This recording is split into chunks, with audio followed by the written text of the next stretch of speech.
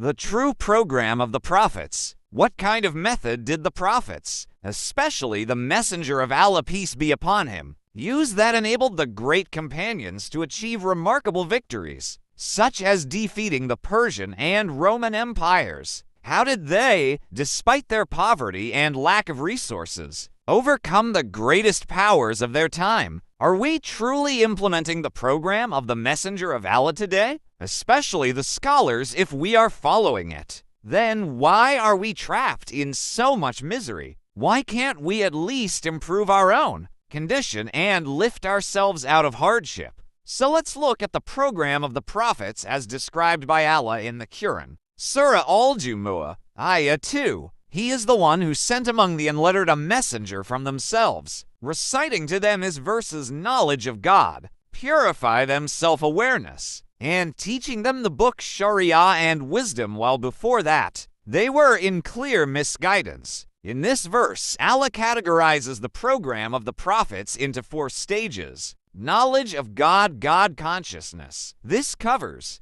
2,500 verses of the Quran. The Prophet, peace be upon him, spent the entire 10 years of the Meccan period teaching God consciousness. The result of this was the recognition of God and the development of heartfelt love for Him. When a person truly loves God, they make continuous efforts to reform themselves in order to reach their beloved. Self-purification tatskia. This process involves self-awareness and comprises approximately 1,000 verses of the Quran. Once a person reaches this stage, they become committed to following every command of God, teaching of the book Sharia. This is the stage where the laws and rules of Islam, derived from around 500 verses of the Quran, are taught. Teaching of wisdom hikmah. If a person remains steadfast in the first 3 stages, they receive a special kind of knowledge from God that is not granted to others. Now we see that there are countless books